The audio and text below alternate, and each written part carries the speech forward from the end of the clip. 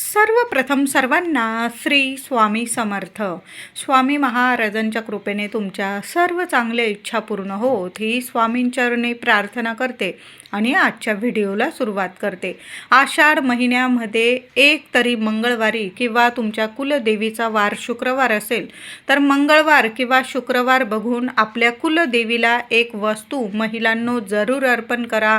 सोन्यासारखे अनुभव येतील तुम्हाला. आपली कुलदेवी जर आपल्यावर प्रसन्न असेल ना, आपल्या आयुष्यात सगळं काही सोन्यासारखं होत असतं. आपल्या मनाच्या सर्व इच्छा आपली कुलदेवी जरूर पूर्ण करत असते. तर बघा, आषाढ महिना सुरू आहे आणि वर्षातून 4 नवरात्री येत असतात. चैत्र नवरात्री, अश्विन नवरात्री, शाकंभरी नवरात्री आणि एक गुप्त नवरात्री असते, ती आषाढ महिन्यामध्ये असते. बघा, गावोगावी आषाढ महिन्यामध्ये गोड पुऱ्या, तिखट पुऱ्या, वरण भात, भाजी पोळी असा नैवेद्य आपल्या गाव देवीला सुद्धा दिला जातो. बघा, बऱ्याचशा गावांमध्ये अजून सुद्धा ही प्रथा आहे. गावागावांमध्ये शीतला देवी मातेचं मंदिर असेल किंवा साती आसरांचं मंदिर असेल किंवा आपल्या गाव देवीचं मंदिर असेल तर तिथं पारंपरिक नैवेद्य दिला जातो. आपलं घरदार लेकरं बाळांसह महिला दादा तिथं दर्शनाला जातात, नारळ वाढवत असतात, तिथं जाऊन नैवेद्य दाखवतात देवी आईला. नाहीच काही जमलं, साधा दही भाताचा पुऱ्या वगैरे तळून घेतात, त्यावर थोडा थोडा दही भात ठेवतात आणि तो नैवेद्य आपल्या गाव देवीला, शीतला देवीला, साती आसरांना दाखवत असतात. आषाढ महिन्यात ही केलेली सेवा जन्मभर पुरत असते, आपल्याला भरभरून सुख समृद्धी देते आणि आपल्या लेकरा बाळांना एक रक्षण कवच प्राप्त करून देत असते. तर आषाढ महिन्यामध्ये आता तुमचं नाहीच जाणं झालं बाहेर कुठं, तर घरातल्या घरात तरी आपल्या कुलदेवीची सेवा आवर्जून करा. आणि तुम्हाला जर जाणं होत असेल तुमचं तुमच्या गावदेवीच्या मंदिरात जवळ असेल तर तिथं जाऊन साधा दही भाताचा जरी नैवेद्य अर्पण करून आला ना महिलांनो, तरी पण बघा आपल्या गाव देवीचं एक रक्षण कवच आपल्याला प्राप्त होत असतं आणि कुठलंच संकट ती आपल्यावर फिरकू देत नाही, येऊ देत नाही. वरच्या वर सगळी संकटं दूर करत असते आणि आपल्याला सुख समृद्धी, यश, प्रगती मिळवून देत असते. मुलाबाळांना भरभरून प्रगती मिळते.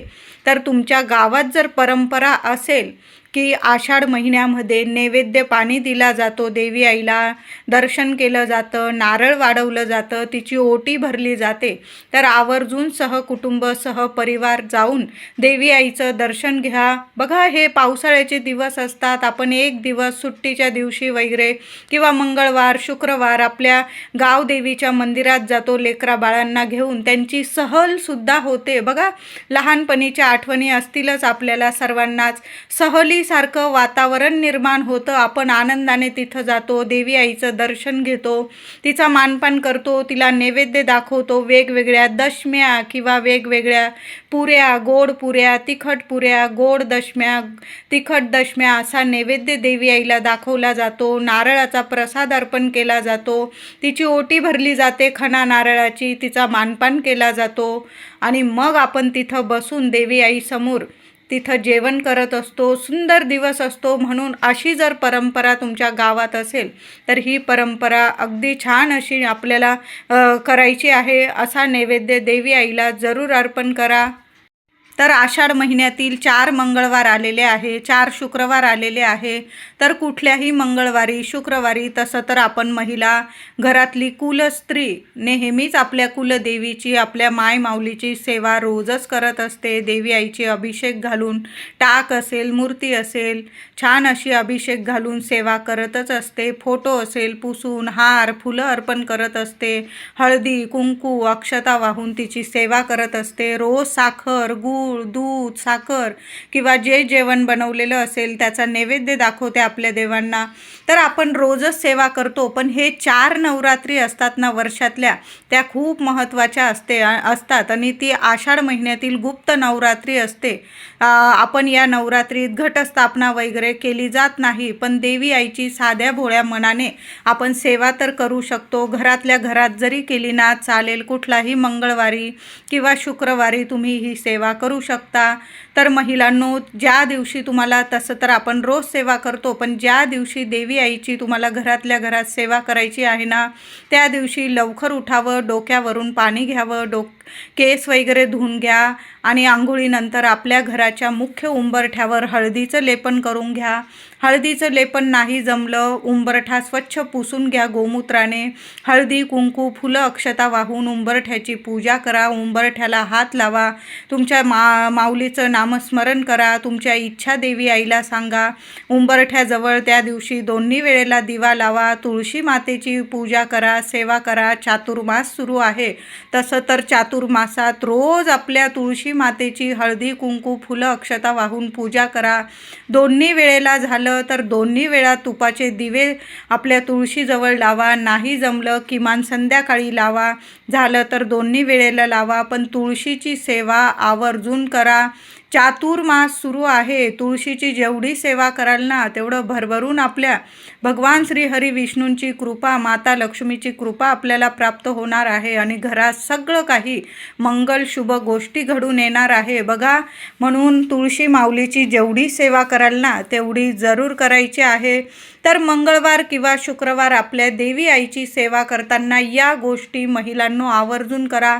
आपलं घरदार स्वच्छ करा, इतकं प्रसन्न करा की माऊली इतकी धावत आली पाहिजे माता लक्ष्मी, आणि अखंड तिने आपलं स्थिर स्वरूपात आपल्या घरात दारात वास केला पाहिजे. असं आपलं घर नेहमीच पवित्र ठेवावं. पण अशा शुभ तिथींना जेव्हा आपण आपल्या देवी आईची सेवा करतो ना, तेव्हा तर आवर्जून असं पवित्र वातावरण घरात निर्माण करा. देवघरात देवी आईचा टाक असेल, मूर्ती असेल, छान असा दुधाने, पंचामृताने नंतर स्वच्छ पाण्याने अभिषेक घालायचा आहे. देवी आईला तांदळाच्या राशीवर स्थापन करायचं आहे किंवा फुलांची रास करा तुम्ही, आणि त्या देवी आईला हळदी, कुंकू, फुलं, अक्षता वाहून कुंकुमार्चन करायचं आहे.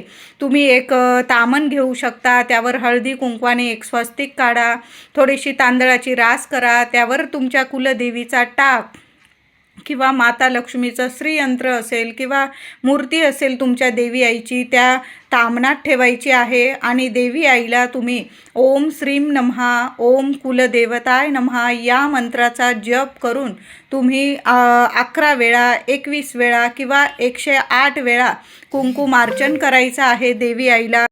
कुंकुमार्चनची सेवा कधीच खाली जात नाही. म्हणून आषाढ महिन्यामध्ये एक मंगळवार किंवा शुक्रवार किंवा झालं तर प्रत्येक मंगळवारी, शुक्रवारी आपल्या कुलदेवीला कुंकुमार्चन जरूर करा. त्याचबरोबर देवी आईला एखादी वेणी अर्पण करा. लाल गुलाबाची फुलं किंवा जास्वंदाची फुलं असेल, देवी आईला लाल रंग खूप प्रिय आहे. लाल रंगाची फुलं अर्पण करा. एखादी वेणी अर्पण करू शकता तुम्ही. तुमची सेवा कधीच खाली जाणार नाही. त्याचबरोबर देवी आईला काहीतरी गोडाचा नैवेद्य तुम्ही बनवू शकता. खिरीचा नैवेद्य दाखवा. तांदळाची खीर करा, रव्याची करा, शेवयांची करा. त्यात थोडे मखाणे असतील तुमच्याकडं तर मखाणे टाका. केशर असेल तर जरूर टाका. नसेल, साधी जरी केली तुम्ही तांदळाची, रव्याची, शेवयांची, किंवा तुमच्याकडं खपली गहू असेल तर गव्हाची सुद्धा खीर माता लक्ष्मीला, आपल्या कुलदेवीला खूप प्रसन्न करते. गूळ घालून केलेली खीर खपली गव्हाची, असा सुद्धा तुम्ही नैवेद्य एखाद्या शुक्रवारी, मंगळवारी दाखवू शकता. देवी आईची ही सेवा आपल्या घरात खूप भरभराट आणत असते. म्हणून महिलांनो, जरूर ही आषाढ महिन्यात सेवा करा. देवी आईला तुम्ही नैवेद्य दाखवा. तुम्ही ज्या पुऱ्या वगैरे तळण, आपण आषाढ महिन्यात तळणाचा सुद्धा नैवेद्य आपल्या देवघरात दाखवत असतो. मग एखाद्या मंगळवारी तुम्ही नैवेद्य दाखवा किंवा एखाद्या शुक्रवारी दाखवला चालेल. गोड पुऱ्या, तिखट पुऱ्या, जो तुम्ही वरण भात, भाजी पोळी नैवेद्य बनवलेला असेल. काही ठिकाणी गोड दशम्या, तिखट दशम्या असा नैवेद्य बनवला जातो. जो नैवेद्य तुम्ही आषाढात तुम्ही बनवत असाल आणि दाखवत असाल, तो नैवेद्य जरूर दाखवायचा आहे. नैवेद्य झाल्यानंतर देवी आईला तुम्हाला तांबूल अर्पण करायचा आहे. विड्याच्या पानांचा तांबूल, खाऊ पानांचा तांबूल तुम्हाला अर्पण करायचा आहे. आता तांबूल नाही जमला तर गोड पानाचा विडा तुम्ही घरच्या घरी सुद्धा बनवू शकता.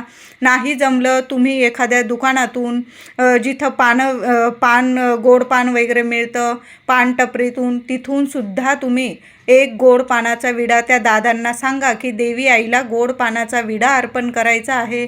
ते दादा तुम्हाला छान गोड पानाचा विडा तयार करून देतील. घरी आल्यानंतर तो गोड पानाचा विडा एखाद्या वाटीत ठेवा.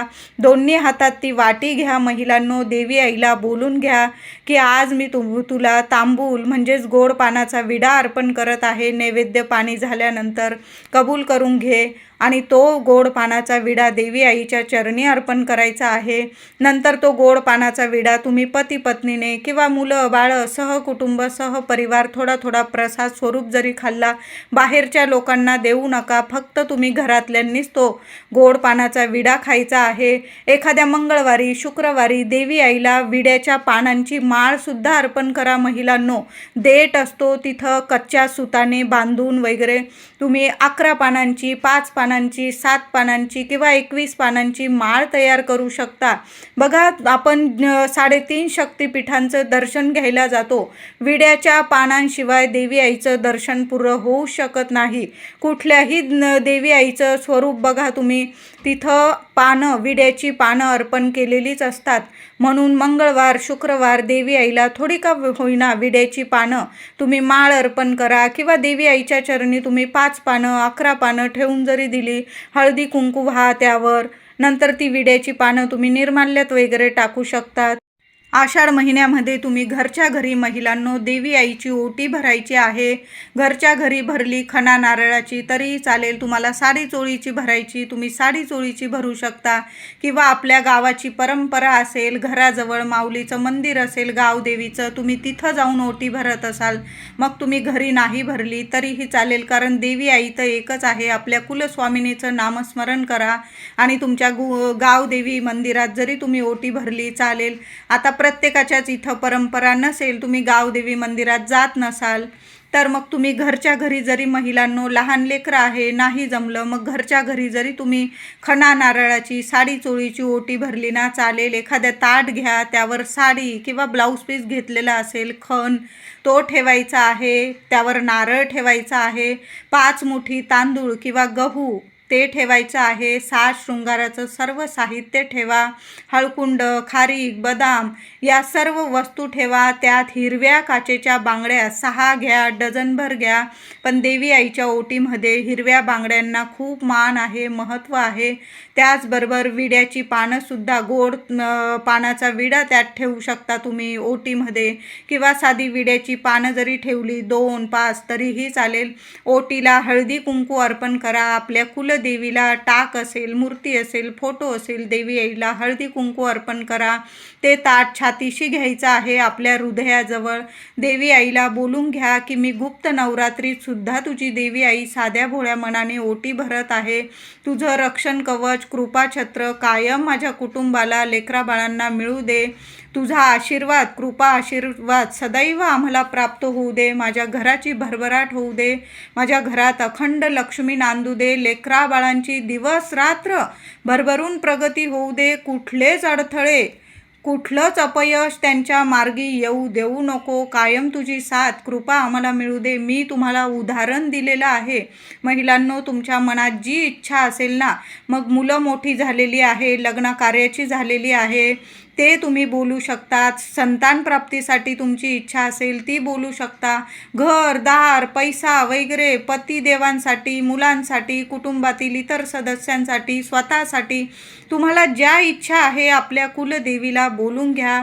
ते ताट हृदयाजवळ घेतल्यानंतर मनापासून प्रार्थना करा. 9 मंत्र बोलू शकता किंवा ओम कुलदेवताय नमः तुमच्या कुलदेवीचा जो मंत्र असेल तो मंत्र बोलायचा आहे. तुम्ही रेणुका मातेचा मंत्र बोला, कुलस्वामिनीचा मंत्र बोला, तुमच्या तुळजामाऊली असेल, तुमची कोल्हापूरची महालक्ष्मी असेल, जो मंत्र तुम्ही नित्यसेवेत बोलतात तो मंत्र तुम्हाला बोलायचा आहे किमान 21 वेळा. नाही जमलं 9 मंत्र जरी बोललात तुम्ही, ओम ऐं ह्रीं क्लीं चामुंडाय विच्चे या मंत्राचा जप करा तुम्ही 21 वेळा आणि हृदयापासून ती ओटी आपल्या देवघरात आपल्या कुलस्वामिनीच्या चरणी अर्पण करायची आहे. आता नंतर ते ओटीचं सामान काय करायचं, साहित्य काय करायचं, तर तुमच्या घराजवळ एखादं मंदिर असेल तर सरळ ती ओटी उचला आणि देवी आईच्या चरणी अर्पण करून आलात तरीही चालेल. किंवा ते साहित्य तुमच्या घराजवळ मंदिर नसेल जवळ तर ते साहित्य तुम्ही वापरू शकता.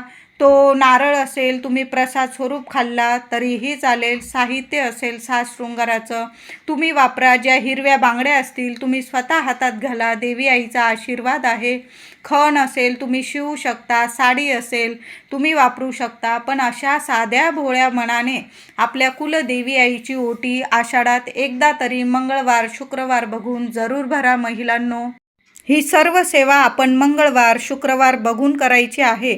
पण जेव्हा पौर्णिमा येईल ना, आषाढातील पौर्णिमा म्हणजेच गुरुपौर्णिमा, या दिवशीसुद्धा महिलांनो या सर्व सेवा तुम्ही आपल्या देवघरात किंवा आपल्या गावात देवी आईचं मंदिर असेल तिथं जाऊनसुद्धा करू शकता. पौर्णिमा खूप प्रभावी तिथी ठरते. आपल्या कुलदेवीची सेवा आईपर्यंत पोहोचवायची असेल ना तर खूप शुभ तिथी आहे. अमावस्या असेल, पौर्णिमा असेल, मंगळवार शुक्रवार आपली कुलदेवी जागृत स्वरूपात आपल्याला अखंड आशीर्वाद देऊन जाते आणि आपली सर्व सेवा अगदी मनोभावे केलेली सेवा आई जरूर कबूल करते आणि आपल्या सर्व इच्छा जरूर पूर्ण करत असते. घरात अखंड लक्ष्मी आपल्या नांदत असते.